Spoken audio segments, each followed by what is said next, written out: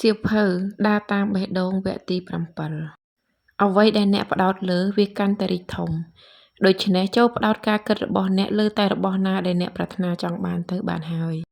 1. ហេតុអ្វីត្រូវគិតវិជ្ជមាន 2. របៀបដែលគំនិតវិជ្ជមានកែប្រែទម្រង់នៃចិត្តរបស់អ្នក 3. គំនិតគឺជាអ្នកបណ្ដោះលទ្ធផល 1. ហេតុអ្វីត្រូវគិតវិជ្ជមានឥឡូវចូលស្រមៃថាអ្នកកំពុងតែអង្គុយនៅក្នុងយន្តហោះដែលកំពុងហោះលើទីតាំងណាមួយក្នុងទ្វីបអឺរ៉ុបហើយពេលនោះម៉ាស៊ីនស្រាប់តែខូចលែងដំណើរការតើអ្នកចង់ឲ្យពីលិតបញ្ចេញប្រតិកម្មបែបណាតើអ្នកចង់ឲ្យពីលិតស្រែកឡើងថាអ្នកទាំងអស់គ្នានៅឲ្យស្ងៀមហើយពាក់ក្រវ៉ាត់ឲ្យជាប់វានឹងមានការរលាក់ខ្លាំងប៉ុន្តែយើងនឹងរកឲ្យឃើញកន្លែងសុវត្ថិភាពដើម្បីចុះចតឬក៏អ្នកចង់ឃើញពីលិតរត់ឆ្លេឆ្លាឡើងហើយស្រែកខ្លាំងៗថាយើងទាំងអស់គ្នាច្បាស់ជាស្លាប់ហើយយើងច្បាស់ជាស្លាប់ហើយតើស្ថានភាពមួយណាដែលមើលទៅអាចធ្វើឲ្យអ្នកចោះចតមានសុវត្ថិភាពជាងឥឡូវចូលត្រឡប់មកគិតអំពីជីវភាពប្រចាំថ្ងៃរបស់អ្នកវិញព្រោះអ្នកគឺជាភិលិតផ្ទាល់ខ្លួនតែម្ដងតើវិធីសាស្ត្រមួយណាក្នុងចំណោមវិធីសាស្ត្រទាំងពីរដែលអាចជួយដោះស្រាយបញ្ហារបស់អ្នកបានច្រើនជាងទី1ខ្ញុំនឹងរកមធ្យោបាយឲ្យទាល់តែឃើញឬទី2ខ្ញុំច្បាស់ជាស្លាប់មិនខាននេះហើយដែលយើងលើកឡើងថាការគិតវិជ្ជមានគឺមានសារៈសំខាន់ខ្លាំងណាស់វាមិនផ្ដល់ឲ្យអ្នកនៅការធានាអះអាង 100% នោះទេប៉ុន្តែវាផ្ដល់ឲ្យអ្នកនៅសំណាងល្អបំផុតដែលមានបុគ្គលបរាជ័យផ្ដោតលើតែលទ្ធភាពមិនអាចទៅរួចតែប៉ុណ្ណោះរហូតដល់ទីបំផុតពួកគេឃើញថារបស់នេះក៏ទៅមិនរួចរបស់នោះក៏ទៅមិនរួចពោលគឺអ្វីៗសុទ្ធតែទៅមិនរួចនៅក្នុងកែវភ្នែករបស់ពួកគេចំណែកមនុស្សវិជ្ជមានវិញគិតតែអំពីលទ្ធភាពទៅរួចតែប៉ុណ្ណោះដោយសារតែផ្ដោតលើលទ្ធភាពទៅរួចនេះហើយទៅពួកគេធ្វើអ្វីក៏ចេះតែបានធ្វើអ្វីក៏ចេះតែកើត 2. របៀបដែលគំនិតវិជ្ជមានអាចកែប្រែទម្រង់អនុចិត្តរបស់អ្នកដើម្បីយល់អំពីការគិតវិជ្ជមានបានកាន់តែច្បាស់ល្អយើងត្រូវការរូបភាពរបស់ចិត្តមួយផ្ទាំងចូលស្រមៃមើលខួរក្បាលរបស់អ្នកចែកជាពីរផ្នែកគឺខាងលើមួយផ្នែកនិងខាងក្រោមមួយផ្នែកមើលទៅដូចជាសណ្ដែកដែលមានគ្រាប់ពីរអញ្ចឹងពាក់កណ្ដាលខាងលើគឺចិត្តទី1ឬចិត្តមេ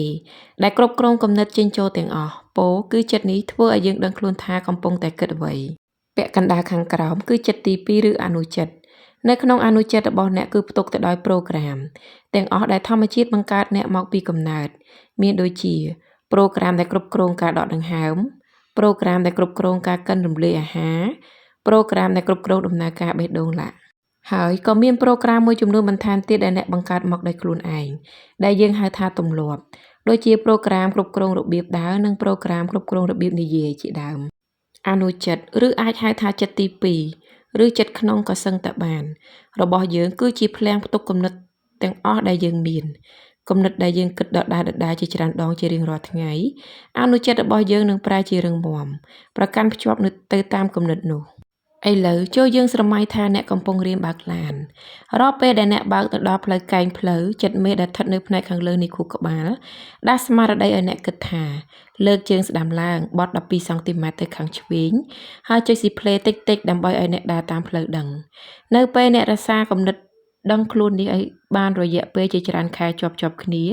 អ្នកអភិវឌ្ឍប្រូក្រាមស្វ័យប្រវត្តិមួយដែលអាចចាប់ផ្ដើមដំណើរការដោយអ្នកមិនដឹងខ្លួនប្រូក្រាមស្វ័យប្រវត្តិនេះចាក់ឫសគល់របស់វានៅក្នុងខួរក្បាលផ្នែកខាងក្រោមឬអនុចិត្ត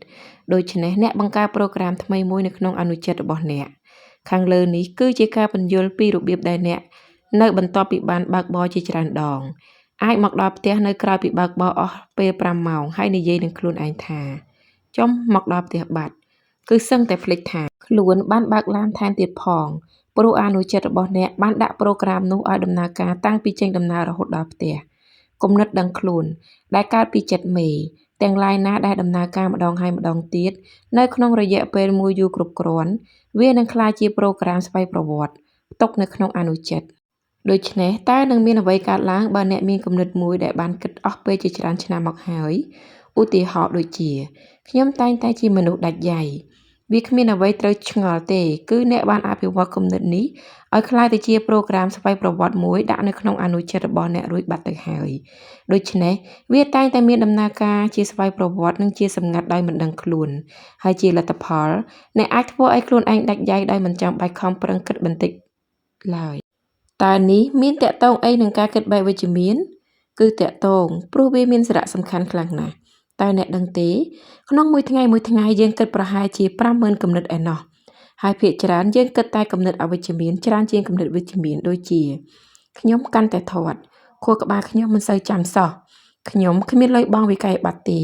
ខ្ញុំធ្វើអ្វីក៏មិនដាច់ជោគជ័យឡើយជាមួយនឹងគំនិតអវិជ្ជមានភាគច្រើនបែបនេះតើអនុចិត្តរបស់យើងមានអាការៈបែបណាទៅច្បាស់ណាស់វាប្រកាសជាពោពេញដោយប្រូក្រាមអវិជ្ជមានហើយជាលទ្ធផលវាប្រកាសជាមានដំណើរការអវិជ្ជមានមិនខានហើយទាំងអស់នេះកំពុងតែលួចសំងំបំផ្លិចបំផ្លាញជីវិតរបស់អ្នកនិងសុខភាពរបស់អ្នកដោយមិនដឹងខ្លួនមនុស្សចេះតែឆ្ងល់ថាហេតុអ្វីបានជាពួកគេចេះតែដាច់យ៉ៃហើយក្រខ្សត់យ៉ាងនេះឬយ៉ាងនោះប៉ុន្តែតាមពិតមេនាំហេតុគឺបណ្ដាលមកពីពួកគេខ្លួនឯងទេតើពួកគេបានបង្កើតប្រូក្រាមគំនិតរហូតតតែពួកវាអាចធ្វើការដោយស្វ័យប្រវត្តិនិងដោយខ្លួនឯងតាមរយៈពួកគេចេះតែមមីគិតគំនិតទាំងអស់នឹងម្ដងហើយម្ដងទៀតជារៀងរាល់ថ្ងៃដូចគ្នាយើងបង្កើតប្រូក្រាមឲ្យខ្លួនឯងដើម្បីគ្រប់គ្រងការបើកឡានដោយមិនចាំបាច់គិតយើងក៏អាចបង្កើតខ្លួនឯងនៅប្រូក្រាមអវិជ្ជមានផ្សេងៗទៀតដូចជាប្រូក្រាមយឺតយ៉ាវប្រូក្រាមនៃភាពក្រីក្រឬប្រូក្រាមចាយលុយទាល់តែដាច់យ៉ៃជាដើមហើយដោយមិនដឹងខ្លួនយើងចេះតែស្ដីបន្ទោសព្រះជាម្ចាស់ឬព្រហ្មលិខិតឥឡូវនេះគឺជារបស់មួយដែលគួរឲ្យរំភើបនៅពេលអ្នកយល់ដឹងអំពីដំណើរប្រវត្តិទៅរបស់អនុចិត្តអ្នកចាប់ផ្ដើមទទួលស្គាល់ការពិតថាគ្មាននរណាត្រូវព្រហ្មលិខិតកំណត់ឲ្យក្លាយជាមនុស្សបរាជ័យឡើយអនាគតរបស់អ្នកគឺអាស្រ័យលើគំនិតដែលបង្កើតឡើងដោយចិត្តមេរបស់អ្នកនៅពេលអ្នកចាប់ផ្ដើមហ្វឹកហាត់វាប្រកបដោយវិន័យចិត្តមេរបស់អ្នកក៏នឹងចាប់ផ្ដើមបង្កើតប្រូក្រាមគំនិតថ្មីដូចគ្នានឹងដំណើរការដែលអ្នកប្រើដើម្បីអភិវឌ្ឍទម្លាប់ស្វ័យប្រវត្តិក្នុងការបើកឡានអ្នកក៏អាចអភិវឌ្ឍទម្លាប់ស្វ័យប្រវត្តិដែលធ្វើខ្លួនឲ្យក្លាយជាបុគ្គលជោគជ័យម្នាក់ប៉ុន្តែវាត្រូវការដាក់វិន័យទៅលើការគិតរបស់អ្នកហើយក៏ត្រូវការពេលវេលាមួយរយៈវែងផងដែរ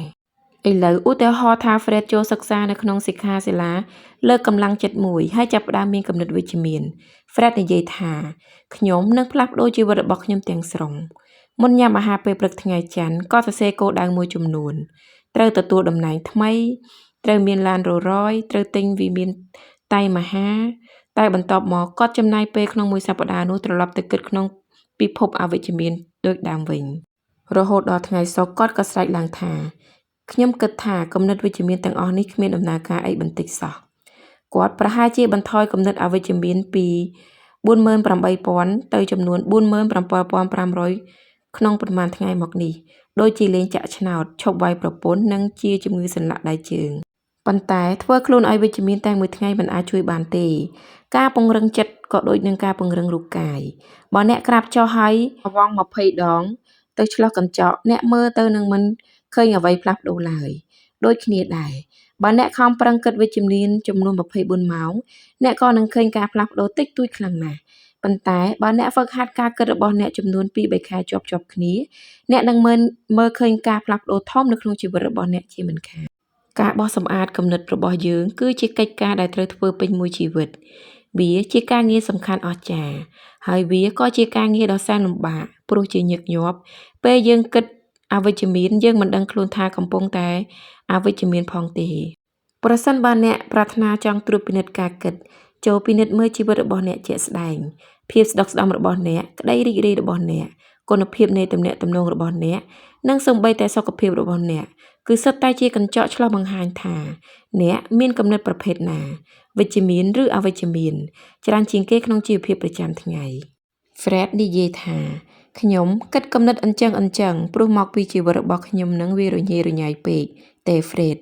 លោកនិយាយខុសហើយតាមពិតជីវិតរបស់លោកប្រែជារញ៉េរញ៉ៃដោយសារតែលោកចេះតែគិតគំនិតអញ្ចឹង3គំនិតគឺជាអ្នកបណ្ដោះលទ្ធផលនៅក្នុងជីវិតបើមានរបស់អ្វីមួយដែលអ្នកមិនចូលចិត្តចូលឈប់ព្រួយបារម្ភអំពីវាទៅហើយចូលឈប់លើកវាមកនិយាយម្ដងហើយម្ដងទៀតព្រោះទង្វើនេះគឺជាការបន្ថែមថាមពលឲ្យវាបន្តរស់រានមានជីវិតទៅវិញទេចូលដកថាមពលរបស់អ្នកចេញអំពីវាមិនយូរទេវានឹងចេញទៅឆ្ងាយមិនខានការឆ្លោះតតែងគ្នាគឺជាឧទាហរណ៍ជាក់ស្ដែងបើប្តីរបស់អ្នកមកដល់ផ្ទះហើយគាត់ចេះតែរកមូលហេតុដើម្បីឆ្លោះគ្នាតែអ្នកប្រកែកមិនព្រមសហការជាមួយគាត់តើនឹងមានអ្វីកើតឡើងគឺគាត់មិនអាចឆ្លោះតែម្នាក់ឯងបានទេនៅពេលអ្នកចេះតែព្រួយបារម្ភអំពីអ្វីមួយឬក៏បាក់មុខបាក់មាត់ដោយសារអ្វីមួយឬក៏ចេះតែគិតអំពីអ្វីមួយបើមនុស្សដទៃដឹងពួកគេនឹងលើកយករឿងនោះនិយាយម្ដងហើយម្ដងទៀត ជាពិសេសនៅខណៈដែលអ្នកកំពុងស្ថិតនៅជាមួយពួកគេខណៈពេលដែលអារម្មណ៍ឬចិត្តរបស់អ្នកដោះលែងរបស់អ្វីមួយរបស់នោះនឹងរលាយបាត់ទៅជាខ្យល់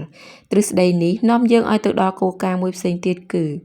នៅពេលអ្នកដោះលែងរបស់មួយរបស់នោះនឹងដោះលែងអ្នកវិញដែរដរាបណាអ្នកនៅតែការពារខ្លួនឯងមនុស្សនឹងបន្តវាយប្រហារអ្នកហេតុអ្វីព្រោះយើងការពារខ្លួនឯងមូលហេតុមកពីយើងមិនច្បាស់នឹងគោលជំហររបស់ខ្លួនឯងនេះគឺជាការពិតឧទាហរណ៍ចូលឧបមាថាអ្នកចិត្តខាងម្នាក់ចោទអ្នកថាជាសត្វចម្លែកមកពីភពផ្សេងតើអ្នកនឹងសម្រុកស្ទុះទៅឆ្លោះប្រកែកជាមួយគាត់អំពីសត្វចម្លែកពិភពផ្សេងនោះទេពីព្រោះអ្នកដឹងច្បាស់ថាអ្នកមិនមែនជាសត្វចម្លែកឯណាដូច្នេះអ្នកប្រហែលជាផ្ទុះសម្ដេចដាក់គាត់វិញក៏មិនដឹងឧទាហរណ៍មួយទៀតឧបមាថាអ្នកបានខ្លាចជាមុខសញ្ញាដែលត្រូវគេនិយាយដើមនៅកន្លែងធ្វើការបើអ្នកចាប់ផ្ដើមសារភាពជាសាធារណៈដែលប្រកាសថាអ្នកគឺជាមនុស្សគ្មានកំហុសបែបនេះឬបែបនោះទង្វើនេះដូចជាការចាក់សាំងនៅក្នុងភ្លុកភ្លើងទៅវិញទេដូច្នេះការល្អចូលអ្នកកុំអើពើអំពីវាមិនយូរទេវានឹងរលសាយអស់មិនខានតើខ្ញុំកំពុងតែនិយាយថាចូលគុំការពារខ្លួនឯងមែនឬទេខ្ញុំកំពុងតែនិយាយថានៅខណៈដែលយើងប្រកែកនឹងព្រួយបារម្ភហើយលោតចុះលោតឡើងយើងកំពុងតែដាក់ចំណីឲ្យបញ្ហាឲ្យបន្តរស់រានមានជីវិតខ្ញុំនៅចាំការមើលដំណើរបាតុកម្មមួយលើកញ្ចក់ទូរទស្សន៍កាលពីទសវត្សរ៍ឆ្នាំ1960ខ្ញុំសួរប៉ារបស់ខ្ញុំថាហេតុអ្វីបានជាពួកគេស្រែកខ្លាំងៗដាក់គ្នាទៅវិញទៅមកគាត់ឆ្លើយថាព្រោះពួកគេចង់បានសន្តិភាពបើចង់បានសន្តិភាពអ្នកមិនត្រូវប្រកបប្រកាសសង្គ្រាមទេអ្នកត្រូវតែផ្ដោតលើសន្តិភាពគំនិតសំខាន់បើអ្នកបង្វែរជីវិតរបស់អ្នកទៅកាន់យុទ្ធនាការប្រឆាំងនឹងអ្វីមួយរបស់ដែលអ្នកកំពុងតែប្រឆាំងនោះនឹងកាន់តែរីកធំឡើងដូច្នេះចូលសម្រេចចិត្តឲ្យច្បាស់ថាបុព្វហេតុរបស់អ្នកគឺជាអ្វីឲ្យពិតប្រាកដហើយប្រកាន់ជំហរនោះឲ្យរឹងមាំជានិច្ចយើងជ្រើសរើសកញ្ចក់ដែលយើងឆ្លោះមើលអ្នកដទៃ Fred និង Marie ណាត់ជួបគ្នាជាលើកទី1ដើម្បីចេញទៅស្រស់ស្រូបអាហារពេលល្ងាចជាមួយគ្នា Fred តាំងចិត្តមាំដើម្បីធ្វើឲ្យពេលវេលាក្លាយជាពេលវេលាល្អឥតខ្ចោះដោយអចេតនា Marie ក៏ធ្វើឲ្យអាហារសាឡាត់កំពប់ទៅលើភ្លៅរបស់នាងហើយ Fred និយាយថាមិនអីទេចាំខ្ញុំជូតឲ្យនាងបាត់សោផ្ទះហើយ Fred និយាយថាមិនអីទេចំណែកខ្ញុំក៏បាត់សោអញ្ចឹងដែរតែញឹកនឹងរយៈពេល3ឆ្នាំកន្លងផុតទៅ Marie និងស្វាមីគឺ Fred ចេញទៅញ៉ាំអាហារពេលល្ងាចនាងធ្វើឲ្យអាហារសាឡាត់កំពប់លើភ្លៅរបស់នាង Fred ស្រែកឡើងថាប្រហែសម្លេះគួរឲ្យស្អប់មែននាងភ្លេចសោផ្ទះហើយក៏ស្រែកឡើងថាចំជាខួរក្បាលសត្វមែនមនុស្សដូចគ្នាស្ថានភាពដូចគ្នាប៉ុន្តែអាកប្បកិរិយាបែរជាខុសគ្នាទៅវិញហេតុអ្វីទៅព្រោះយើងគឺជាអ្នកជ្រើសរើសកញ្ចក់ដើម្បីឆ្លោះមើលអ្នកដទៃនៅពេលយើងចូលចិត្តនរណាម្នាក់យើងប្រែជាចេះអត់ឱននៅពេលយើងចង់ខឹងនរណាម្នាក់យើងប្រែជាផ្ដោតលើតែកំហុសរបស់នាងការនេះមិនមែនបណ្ដាលមកពីអាកប្បកិរិយារបស់អ្នកទាំងពីរនោះទេដែលជាកំណត់លក្ខណៈអារម្មណ៍របស់យើងចំពោះគេប៉ុន្តែវាគឺបណ្ដាលមកពីអាកប្បកិរិយារបស់យើងមនុស្សភាគច្រើនចំណាយពេលមួយភាគធំដើម្បីគិតតែអំពីរបស់ខុសជាងអំពីរបស់ត្រូវMarie មានបញ្ជីអារម្មណ៍ចំនួន2ចំពោះ Fred ទី1គឺបញ្ជីខ្លីដែលផ្ទុកតែចំណុចអាក្រក់របស់ Fred ទី2គឺបញ្ជីវែងដែលផ្ទុកតែចំណុចល្អរបស់ Fred មានដូចជារួសរាយរាក់ទាក់ភាពកំប្លុកកំប្លែងចិត្តបានពីចំហៀងមើលទៅខ្ជូតណាស់នាងចំណាយពេលសឹងតែទាំងស្រុងនៃពេលវេលាអាពាហ៍ពិពាហ៍របស់នាងផ្ដោតទៅលើបញ្ជីខ្លីដែលមានផ្ទុករបស់2-3ប៉ុណ្ណោះដែលធ្វើឲ្យនាងខឹងសម្បាគាត់ទម្លាប់អាក្រក់ចូលចិត្តទុកកាសែតពីពេញតុអាហារគាត់មិនដែលបិទគម្របបង្គន់ទេពេលប្រើរួចឡាក់បន្ទាប់មកថ្ងៃមួយបុរសកំសត់ Fred ត្រូវឡានបុកនាងប្រែជាបើកបញ្ជីវែងឡើងហើយស្រមៃសញ្ជប់សញ្ជឹងតែម្នាក់ឯងពេញមួយយប់ Fred គឺជាវីរៈបុរសរបស់ខ្ញុំគាត់មានសន្តានចិត្តល្អគាត់ខំប្រឹងធ្វើការគាត់គឺជាប្តីល្អបើយើងចង់បង្កើតបញ្ជីចំពោះនរណាម្នាក់តើយើងគួរតែបង្កើតបញ្ជីបែបណាចូលផ្ដោតលើរបស់ទាំងឡាយណាដែលធ្វើឲ្យយើងមានសេចក្តីស្រឡាញ់ចំពោះអ្នកដទៃប្រសិនបើខ្ញុំសួរអ្នកថាតើម៉ាក់របស់អ្នកមានអ្វីខុសតើលោកមិនរាប់ចំណុចខុសរបស់គាត់ឬទេបើខ្ញុំសួរអ្នកថាចូលសរសេរ5ចំណុចដែលលោកមិនចូលចិត្តចំពោះរូបរាងទង្វើនិងអត្តចរិតរបស់គាត់តើអ្នកអាចសរសេរបានដែរទេខ្ញុំហ៊ានភ្នាល់ថាអ្នកប្រកាសជាអាចបើផ្ដល់ពេលវេលាច្រើនគ្រប់គ្រាន់ឲ្យអ្នកអាចរកឃើញ100ចំណុចឬប្រហែលជាង1000ចំណុចផងក៏មិនដឹងអ្នកប្រហែលជារកឃើញចំណុចអាក្រក់បំផុតរបស់គាត់រហូតធ្វើឲ្យអ្នកស្អប់លេចង់ឃើញមុខគាត់ថែមទៀតផងមនុស្សដែលផ្ដោតលើតែចំណុចអវិជ្ជមានជានិច្ចកាលតែងតែការពារខ្លួនឯងដោយនិយាយថាខ្ញុំគ្រាន់តែនិយាយការពិតតើ